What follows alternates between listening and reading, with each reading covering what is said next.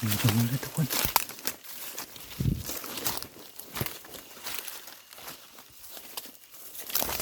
โอ้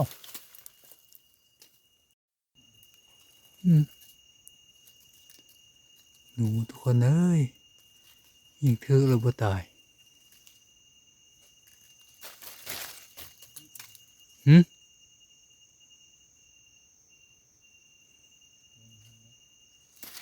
ไปเนี่ยไอ้แฉงบังวะ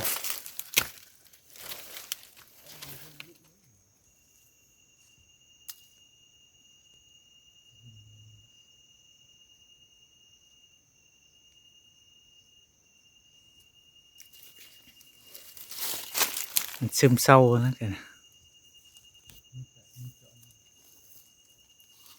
อีกคนละมาแล้วทุกคนมาแล้วหนูไว้ตัวที่สองเนาะนี่ทุกคนบาง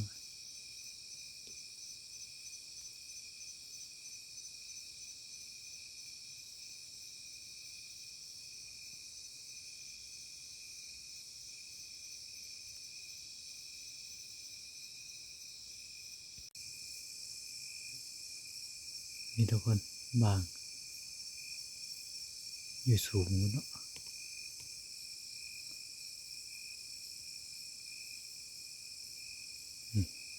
ตัวมันใหญ่นะทุกคนเลยยิงถือลำลงบตกนี่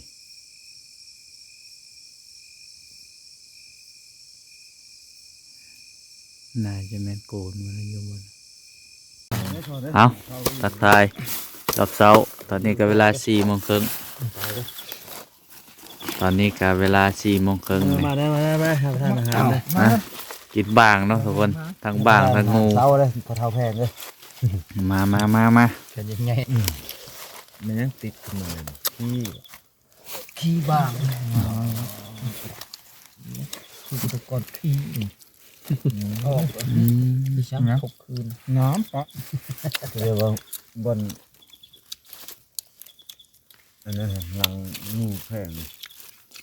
งูถ้าเกิดตีไพ่เนี่ยไพ่แล้วบ่เมาบ่เลย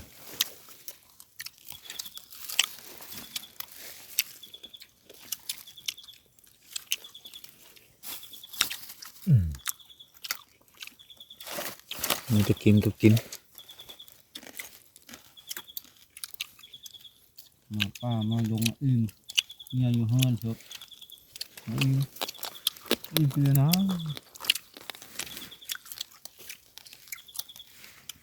เงาแล้วปูหาวยังมีบดมีบาดนอนเหื่ออันนั้นกินแบบไม่เช็ดมันโอ้มันตีมันอยู่ดิ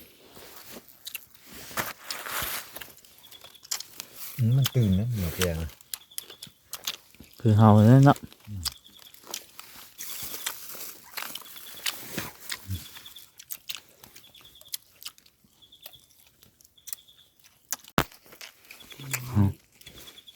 ย่านนะเนื้อเพิ่งจ้าไปหมดกลุ่มท่านก็ละแลนกับมันไหลจ้ะแล้วเรียกมันออกจากไฟเหรอ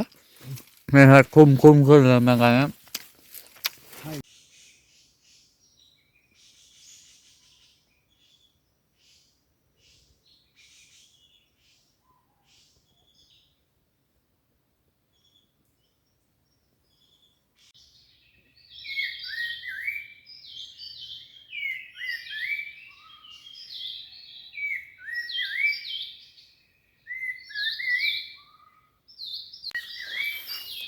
ทักทายสบายดีเลยสวัสดียามเช้าทุกคนตอนนี้กับทีมงานเราแยกย้ายกันไปดักกระหอกกระแตแล้วนะบักแก้วก็จะได้เดินทางกลับก่อนพวกเขานั่นเดี๋ยวจะไปดักกระเล่นที่สวนนะทุกคนเนาะ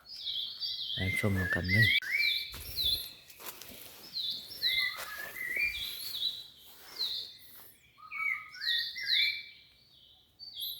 มา6 คนนะทุกคน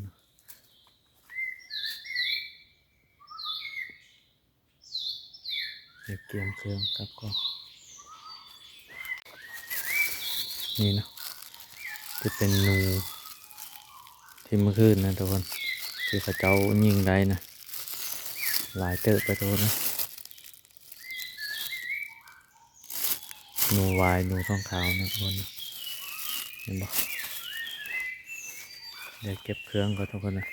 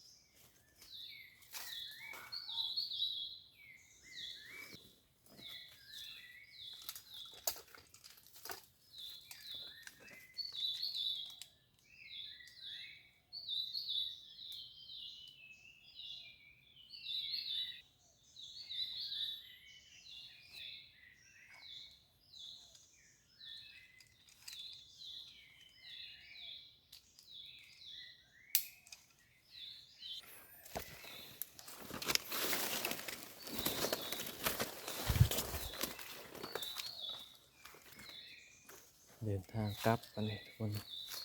เดี๋ยวไปรอถ่ายทีมงานอยู่ที่สวน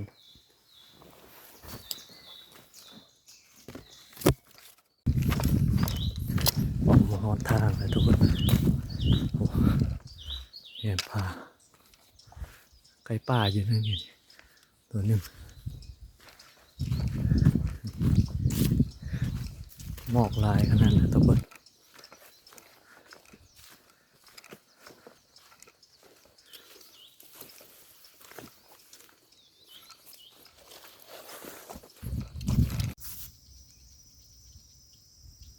ตอนนี้มาหอดตรงหน้าเลยทุกคนทีมงานยังไม่ได้ลงจากภูเดี๋ยวบาแก้วจะไปถ่ายทีมงานอยู่เถียงงานบาแก้วพุ่นละบาแก้วก็จะได้เดินทางกลับเถียงกับมัน